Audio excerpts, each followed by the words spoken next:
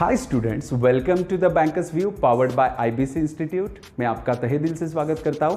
आज आपके लिए करियर के ऑप्शंस हम लेके आए, उसमें से एक ऑप्शन की बात आज हम करेंगे जो होगा बैंक क्लर्क। तो बैंक क्लर्क में जॉब करना है या फिर आप चाहते हो कि क्लर्क के बारे में सोचे बट क्लर्क के बारे में कुछ पता नहीं है, तो ये लेक्चर आपके लिए है, क्योंकि इसमें इस बैंक क्लर्क जॉब के बारे में जितनी भी इंपॉर्टेंट इंफॉर्मेशन होती है, जितने भी डिटेल्स होते हैं, वो सभी डिटेल्स हम आपके लिए लेके आए। यहाँ पे मैं सबसे पहले शुरुआत करना चाहूँगा कि बैंक क्लर्क मतलब एक्चुअली होता क्या है। तो bank clerk plays a vital role in providing the best customer services to the existing and new customer of the bank. तो बैंक क्लर्क का काम होता है कि कस्टमर के साथ इंटरैक्शन करे, उनके प्रॉब्लम्स सॉल्व करे या फिर उनको जो भी सर्विसेज चाहिए वो सर्विसेज प्रोवाइड करे बैंकिंग रिलेटेड। यहाँ पे बात करते हैं कि ठीक है भाई, मैं देने के लिए तैयार हूँ बट बैंक में तो बहुत सारे काम होते हैं, उसमें से मेरा काम क्या होगा? एज अ क्लर्क अगर मैं बन जाता हूँ तो यहाँ पे सभी काम मुझे करने पड़ेंगे? बिल्कुल नहीं। यहाँ पे क्लर्क के टाइप्स होते हैं और अलग अलग टाइप्स के लिए अलग अलग क्लर्क्स की रिक्रूटमेंट होती है। तो ये ऐसा नहीं है कि आपको ही सब कुछ करना पड़ेगा, आपके लिए बहुत ही लिमिटेड काम रहेगा। जैसे कि मैं अभी बता रहा हूं कि अलग अलग डोमेन्स क्या होते हैं क्लर्क्स के। तो यहां पे सबसे पहले मैं बताऊंगा इंटरेस्ट क्लर्क एक होता है। इंटरेस्ट क्लर्क मतलब क्या होता है? नाम से ही पता चल जाता है कि इंटरेस्ट क्लर्क ये इंटरेस्ट के बारे में डील करेगा। मतलब अगर आपके खाते हैं बैंक में, ठीक है, आपके अगर अकाउंट्स है बैंक में, तो वो अकाउंट्स में जितने भी पैसे रखे उसका इंटरेस्ट तो बैंक को देना पड़ेगा, क्योंकि आप पैसे रख रहे हो उसके पास, ठीक है, बैंक को यूज करने के लिए दे रहे हो वो पैसे आप। तो यहां पे बैंक आपको इंटरेस्ट देती है और ये इंटरेस्ट का हिसाब किताब रखना किसका काम होता है? ये होता है इंटरेस्ट क्लर्क का काम। एज वेल एज अगर आपको ज़रूरत होती है तो आप लोन मांगने भी तो जाते हो बैंक में, तो ये जो लोन का इंटरेस्ट है इसका भी हिसाब किताब रखना पड़ता है। और ये पूरा हिसाब किताब कौन रखता है? ये रखता है इंटरेस्ट क्लर्क। ये एक पार्ट हो गया। सेकंड, दूसरे बारे में होता है लोन क्लर्क। लोन क्लर्क मतलब क्या है? नाम से ही पता चल जाता है वापस एक बार कि ये लोन के बारे में डील करेगा। लोन्स के फाइल्स होते हैं, लोन्स के अप्रूवल्स होते हैं, लोन्स देना है, डॉक्यूमेंटेशन होता है, ये सभी देखना, ये काम होता है लोन क्लर्क का। देन उसके बाद होता है statement clerk. Statement clerk he prepares the monthly balance sheet of the account of the customers. तो जो कस्टमर के अकाउंट है उसका बैलेंस शीट तैयार करना, ये काम किसका होता है? स्टेटमेंट क्लर्क का होता है। देन उसके बाद होता है एक्सचेंज क्लर्क। तो ये एक्सचेंज क्लर्क मतलब क्या है? नाम से ही वापस एक बार पता चल जाता है कि ये एक्सचेंज करेगा, आपके पैसे लेगा और नए पैसे देगा, ऐसा नहीं है। एक्सचेंज क्लर्क मतलब फॉरेन करेंसीज के बारे में। यस, सही समझे हो। यहाँ पे फॉरेन करेंसीज को कन्वर्ट करके देना, ये काम होता है एक्सचेंज क्लर्क का। सिक्योरिटी क्लर्क एक होता है। Security clerk he records files and look after the stocks, bonds and other investment documents. तो यहाँ पे बैंक सिक्योरिटी क्लर्क का काम होता है कि ये सभी देखे कि जो डॉक्यूमेंटेशन है वो प्रॉपरली रखे गए, उनका सिक्योरिटी संभालना आपका काम होता है, ये होता है सिक्योरिटी क्लर्क। देन उसके बाद होता है बुक कीपिंग क्लर्क। तो ये बुक कीपिंग क्लर्क क्या होता है? He take care of the record of each customers account. तो हर एक कस्टमर के अकाउंट का हिसाब किताब रखना या फिर प्रॉपरली मेंटेन करना, ये काम होता है बुक कीपिंग क्लर्क का। ठीक है, ये तो हो गया।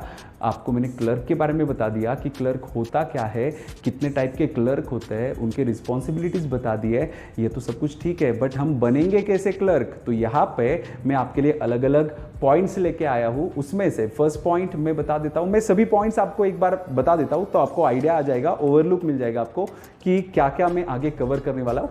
मैं कवर करने वाला हूँ मिनिमम एजुकेशन आपका क्या होना चाहिए एज अ बैंक क्लर्क अगर आप ज्वाइन करना चाहते हो, मिनिमम परसेंटेज कितने होने चाहिए, minimum and maximum age limit क्या होता है अगर आप बैंक में क्लर्क बनना चाहते हो, लैंग्वेज ऑफ द एग्जामिनेशन, क्योंकि कुछ लोगों के लिए कन्वीनियंट होता है हिंदी में बात करना, मराठी हो, इंग्लिश हो, उर्दू हो, तमिल हो, बहुत सारे अलग अलग लैंग्वेजेस है, तो आप कौन से लैंग्वेज में प्रेफरेबल है एग्जाम देना, या फिर कौन से लैंग्वेजेस अवेलेबल है जिसमें आप एग्जाम दे सकते हो, इसके बारे में हम बात करेंगे। प्री एग्जामिनेशन है, मेंस एग्जामिनेशन है, इनके बारे में हम बात करने वाले हैं। निगेटिव मार्किंग होते हैं नहीं होते हैं, कितने होते हैं, देन उसके बाद आप कौन से स्टेट में अप्लाई कर सकते हो, फाइनल सिलेक्शन, अलॉटमेंट कैसी होती है, पेमेंट्स कितने मिलते हैं, ये सब कुछ हम अभी इस पार्ट में देखने वाले हैं। तो बने रहिए, पूरा पार्ट देखते रहिए। तो यहाँ पे हम सबसे पहले मैं फर्स्ट पार्ट के बारे में बात करूंगा। फर्स्ट जो मैंने एक आपको कंसेप्ट बताया था कि यहाँ पे कितने परसेंटेज रिक्वायर्ड होते हैं अगर आप बैंक में जॉब करना चाहते हो। तो यहाँ पे ये समझना बहुत ज़्यादा ज़रूरी होता है कि आपका सिर्फ ग्रेजुएशन होना ही काफ़ी होता है। परसेंटेज का कोई भी क्राइटेरिया नहीं होता। यहाँ पे बहुत लोग बातें करते हैं कि 60%, 40%, 50% होने चाहिए, बिल्कुल नहीं। यहाँ पे आपका ग्रेजुएट होना बस काफ़ी है, आपको कोई भी परसेंटेज का यहाँ पे बर्डन नहीं होता, ठीक है। तो ये कोई रिस्ट्रिक्शन नहीं है कि इतने परसेंटेज होने चाहिए। तो नेक्स्ट बात करते हैं minimum and maximum age limit के बारे में। तो यहाँ पे मिनिमम 20 ईयर्स के आप होने चाहिए एंड मैक्सिमम 28 तक होने चाहिए अगर आप जनरल कैटेगरी से हो, ठीक है, या फिर आप ओबीसी हो बट आप क्रीमी कैटेगरी में आते हो, ठीक है, नॉन क्रीमी नहीं, क्रीमी कैटेगरी में अगर आप आते हो तो आपके लिए 20 से लेके 28 तक जिनकी उम्र है वो सभी एग्जाम दे सकते हैं। बाकी की बात करते हैं, वहां पे एससी हो गया, एसटी हो गया, ये कैंडिडेट्स के लिए 5 इयर्स का एक्सटेंशन दिया जाता है। तो ये बहुत ज़्यादा बेहतर है, आपको 5 इयर्स का एक्सटेंशन भी मिल जाता है। देन जो ओबीसी नॉन क्रीमी लेयर में आते हैं उनको 3 साल का एक्सटेंशन मिलता है। जो हैंडीकैप कैंडिडेट्स होते हैं उनको 10 साल का आपके लिए प्रोविजन किया गया है। तो जो हैंडीकैप पर्सन्स मुझे सुन रहे हैं तो आपकी उम्मीदें खोइए मत।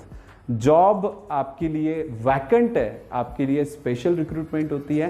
तो यस, आप वहाँ पे एग्जामिनेशन दे सकते हो, पास हो सकते हो, आपको बैंक में जॉब मिल सकता है। यहाँ पे डिफरेंट ऑप्शंस होते हैं, उनके बारे में हम बात करेंगे नेक्स्ट वीडियो में। अभी के लिए मैं आगे की बात करता हूँ। विडोज, डाइवोर्सी वुमेन्स जिनकी अभी वापस शादी नहीं हुई, उनको 9 साल का एक्सटेंशन दिया जाता है। तो उनके लिए भी अच्छे अपॉर्चुनिटीज़ है। तो यहाँ पे सब कुछ ये याद रखना बहुत ज़्यादा ज़रूरी है। देन नेक्स्ट पार्ट था मेरा कि लैंग्वेज ऑफ द एग्जामिनेशन, कि आप किस लैंग्वेज में एग्ज़ाम दे सकते हो। यस, आप हिंदी या फिर इंग्लिश, यही 2 लैंग्वेजेस में एग्ज़ाम दे सकते हो। आरआरबी ये एकमेव ऐसी एग्ज़ाम है जो आप आपके रीजनल लैंग्वेज में दे सकते हो। आरआरबी का मतलब होता है रीजनल रूरल बैंक, ग्रामीण बैंक जो होती है वो एक एग्ज़ाम ऐसी होती है जो आप आपके नेटिव लैंग्वेज जो है, आपकी मदर टंग जो है उसमें दे सकते हो। बाकी के सभी एग्जामिनेशन आपको एक तो हिंदी या फिर इंग्लिश में देने पड़ेंगे। Then next mode of the examination, तो आपकी जो एग्जामिनेशन होगी वो होगी ऑनलाइन। ऑफलाइन पेपर्स पहले होते थे, अभी ऑनलाइन पेपर होते हैं, जो करके ट्रांसपेरेंसी मेंटेन रहे, कोई गफला ना हो, क्योंकि स्टूडेंट को हमेशा ये डर बना रहता है कि कुछ हो जाएगा, फ्रॉड हो जाएगा, हमारी जॉब मिलनी चाहिए थी, मेहनत करके नहीं मिलेगी। ऐसा कुछ नहीं होगा, आपको आपकी जॉब मिलेगी अगर आपने मेहनत की है। तो ये ट्रांसपेरेंसी बनाने के लिए उन्होंने ऑनलाइन टेस्ट अभी से स्टार्ट किए हुए हैं। देन उसके बाद यहाँ पे प्री एग्जामिनेशन की हम बात करेंगे कि प्री एग्जामिनेशन में होता क्या है। प्री एग्जामिनेशन में आपको 3 सब्जेक्ट का पेपर देना पड़ता है। वो सब्जेक्ट होते हैं इंग्लिश, मैथमेटिक्स एंड रीजनिंग। यहाँ पे इंग्लिश का जो पेपर होता है वो 30 क्वेश्चंस का होता है, 30 मार्क्स उसे अलॉट किए जाते हैं और टाइम होता है 20 मिनट का। देन मैथ्स का जो पेपर होता है वो होता है 35 मार्क्स का, 35 क्वेश्चंस होता है और उसके लिए टाइम अलॉट किया जाता है 20 मिनट।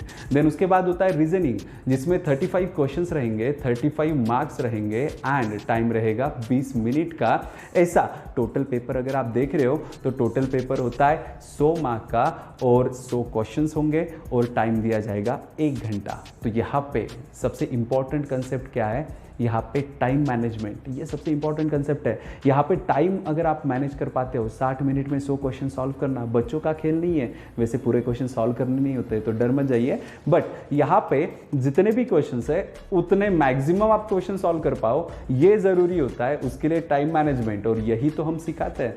तो यहाँ पे बात करते हैं, ये प्री हो गया। ये प्री एग्जामिनेशन जो होता है ना, वो ओनली क्वालिफाइंग नेचर का होता है। क्वालिफाइंग नेचर मतलब क्या है? क्वालिफाइंग मतलब सिर्फ पास हो जाओ मेंस के लिए, तो इसके फाइनल में मार्क्स नहीं काउंट किए जाते। ये सिर्फ मेंस में आप जा रहे हो कि नहीं जा रहे हो, ये देखने के लिए आपका प्री सेक्शन होता है। तो ये प्री में सिर्फ क्वालिफाइंग नेचर होगा। मेंस एग्जामिनेशन में आपको टोटल 4 सब्जेक्ट का पेपर देना पड़ेगा, जिसमें होगा English, maths, reasoning and general awareness. ठीक है, आपके सामने दिखाई दे रहा है आपको।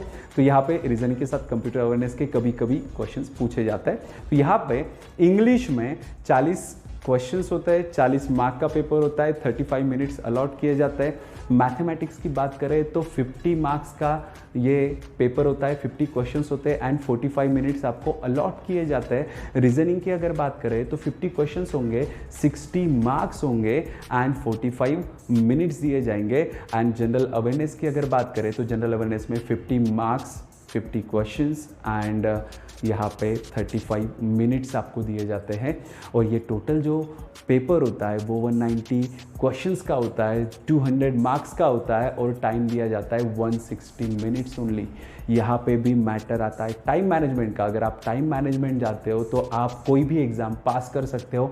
टाइम मैनेजमेंट के लिए आपके बेसिक्स अच्छे होने चाहिए, आपका पढ़ाई बहुत अच्छा होना चाहिए, एज वेल एज आपके रिविजन्स, ऑनलाइन टेस्ट सीरीज़ की प्रैक्टिस, बहुत सारा कंटेंट है जिसके बारे में हम हमेशा बताते हैं।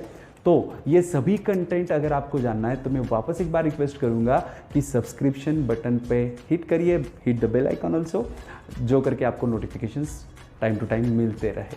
जो नए नए एग्ज़ाम्स आते हैं उन एग्ज़ाम्स के बारे में हम हमारे चैनल पे बताते हैं, जो करके आपको अप टू डेट इन्फॉर्मेशन पता चले, कैसे एग्जामिनेशन का फॉर्म फिलअप करना है, कब एग्ज़ाम होगी, क्या प्रिपेयर करना है, क्या नहीं करना है, ये सब कुछ हम उस पर बताते हैं। तो यहाँ पे नेगेटिव मार्किंग की बात करते हैं। नेक्स्ट पॉइंट था नेगेटिव मार्किंग। तो नेगेटिव मार्किंग में 0.25 1/4 मार्क आपका नेगेटिव होगा। 4 गलत हो गए तो जो एक मार्क है जो आपका खुद का होता है, मतलब जो आपने बहुत मेहनत से कमाया, वो चला जाएगा। तो गलतियां यहाँ पे नहीं होनी चाहिए, इसकी कोशिश होनी चाहिए आपकी तरफ से। देन उसके बाद बात करते हैं कि आप स्टेट लेवल, अगर आपके ही स्टेट में आपको जॉब चाहिए तो यहाँ पे ये इंपॉर्टेंट है कि आप आपके स्टेट से ही फॉर्म फिलअप करिए। अगर आपने अदर स्टेट से फॉर्म फिलअप किया है तो आपको जॉब भी उसी स्टेट में मिलेगा, ये हमेशा याद रखिए। तो जिस भी स्टेट में आपको जॉब करना है उसी स्टेट में आपको फॉर्म फिलअप करना है, वहीं पे एग्जामिनेशंस के लिए जाना पड़ता है। तो यहाँ पे बात करते फाइनल सिलेक्शन होता कैसे है। After clearing the mains examination as well as all the sections, यहाँ पे 2 तरह के कट ऑफ्स होते हैं। यहाँ पे एक सेक्शनल कट ऑफ होता है, एक ओवरऑल कट ऑफ होता है। सेक्शनल कट ऑफ वो होता है जिसमें हर एक सब्जेक्ट में आपको पास होना पड़ता है, एंड ओवरऑल कट ऑफ वो होता है जिसमें आपको सबसे आगे होना होता है, मेरिट में ऊपर होना होता है। ठीक है, तो सेक्शनल कट ऑफ मतलब subject wise pass and overall cut of मतलब कंपटीशन में कहाँ पे हो, ये याद रखिए। तो अगर आप sectional as well as overall cut off वहाँ पे मेंस के निकाल लेते हो तो यहाँ पे आपका सिलेक्शन हो जाता है। क्योंकि हम बात कर रहे हैं क्लेरिकल की, तो क्लेरिकल में कोई इंटरव्यू नहीं, कोई ग्रुप डिस्कशन नहीं, कुछ एक्स्ट्रा पार्ट नहीं है। देन बात बस रह जाती है आपके डॉक्यूमेंट वेरिफिकेशन की। तो आपका डॉक्यूमेंट वेरिफिकेशन होने के बाद आपके पास आपका जॉब होता है, ऑफर लेटर होता है। यहाँ पे और इम्पॉर्टेंट बातें यह है कि आपको क्या क्या फैसिलिटीज़ मिलेगी, आपको क्या क्या एक्स्ट्रा प्रोवाइड किया जाएगा। अगर एज अ बैंक क्लर्क आप होते हो तो बैंक क्लर्क में आपको क्या क्या एक्स्ट्रा फैसिलिटीज़ आपको प्रोवाइड की जाती है। तो आपको डिफरेंट फैसिलिटीज़ प्रोवाइड की जाती है, जिसमें अलाउंसेस होते हैं, हाउस अलाउंसेस होते हैं, ट्रैवलिंग अलाउंसेस होते हैं, बहुत सारा मेडिकल आपको फैसिलिटीज़ प्रोवाइड की जाती है बैंक की तरफ से। आपके पेपर के बिल वहाँ पे बैंक प्रोवाइड करती है। वैसे तो बहुत सारा कंटेंट है, आपकी सैलरी भी तो बहुत अच्छी होती है। बेसिक पेमेंट क्लर्क के लिए होता है 13,027 रुपये समथिंग कुछ, और अलाउंसेस ऐड करके वो बन जाता है 25 से 27 हज़ार के आसपास। ये डिपेंड करता है कि आप किस सिटी में जॉब कर रहे हो, ये डिपेंड करता है कि आप किस बैंक में जॉब कर रहे हो, ये डिपेंड करता है कि आपकी सैलरी क्या होगी इन चीज़ों के ऊपर। ठीक है, तो यहाँ पे अगर आप मेट्रो सिटीज़ में काम करते हो तो 25 से 27 हज़ार तक आपकी सैलरी जाने वाली है। क्लर्क ये एक एडवांटेज पार्ट होता है कुछ लोगों के लिए जिनको फैमिली लाइफ जीनी है, जो चाहते हैं कि हम हमारे फैमिली के साथ रहे, एंजॉय करें, तो उनके लिए ये सबसे बेस्ट सूटेबल जॉब होता है, क्योंकि 9:45 आपको रिपोर्ट करना होता है and max to max 5 PM आपको वहाँ रहना पड़ता है। उसके बाद का समय आप ही का होता है। यहाँ पे बहुत लोग ये सोचते हैं कि सर मुझे तो पीओ करना है, तो मैं क्लर्क में अगर पास भी हो जाता हूँ तो ज्वाइनिंग क्यों करूँ। बिल्कुल नहीं, आपका सोचना हो सकता है कि गलत हो। अगर आपको पता है, आप में गट्स है, आप में कैपेबिलिटी है कि मैं ये एग्ज़ाम छोड़ भी दूँ तो पीओ क्रैक कर लूँगा, तो आप ये ज़रूर करिए, कोई प्रॉब्लम नहीं है। बट मेरा सजेशन रहेगा कि आप एज अ क्लर्क भी ज्वाइन कर लेते हो तो इंटरनल पोस्टिंग आपको मिल सकती है एज अ पीओ। तो अगर आप सोच रहे हो कि यार जॉब तो मिल गया मुझे क्लर्क का, बट पीओ ही एम्बिशन था तो क्या करें, तो आप ये भी सोचिए कि कंपटीशन दिन ब दिन बढ़ रही है, तो आपको इस कंपटीशन में रहने के लिए हो सकता है कि आगे जाके कुछ दिक्कतों का सामना करना पड़े, तो आपकी जो अच्छी खासी आपको अपॉर्चुनिटी मिली थी वो भी आपके हाथ से चली जाएगी। वैसे भी 25 या फिर 27 हज़ार हर महीने के कोई यूं ही नहीं दे देता, और पीओ के लिए अगर आप 1-2 साल और वेस्ट करना चाहते हो तो ये सैलरी आपके हाथ से तो जा ही रही है।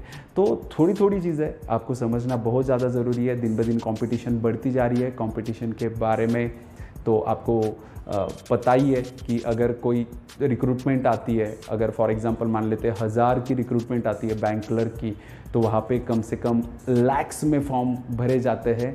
दिन ब दिन कंपटीशन बढ़ रही है। कंपटीशन में बने रहने के लिए आपके पास प्रॉपर नॉलेज होना चाहिए, आपको अप टू डेट इन्फॉर्मेशन होनी चाहिए। जो भी कंटेंट नया आ रहा है, जो भी पैटर्न्स नए आ रहे हैं, वो मैथ्स के हो, रीजनिंग के हो, इंग्लिश के हो, अलग अलग पैटर्न्स होते हैं। ये सब कुछ आपको अप टू डेट रहना होगा। इसके लिए वापस एक बार कहता हूँ, चैनल को सब्सक्राइब करना ज़रूरी है। आज के लिए बस इतना ही। क्लर्क के बारे में जितना भी इम्पॉर्टेंट था वो मैं सब कुछ आपको बता चुका हूँ। और भी अगर आपको कुछ इन्फॉर्मेशन चाहिए, और भी अगर आपको कुछ गाइडलाइंस चाहिए, तो आप कमेंट सेक्शन में मेंशन कर दीजिए, मैं आपके सवालों का जवाब ज़रूर दूंगा। Thank you very much for watching the video.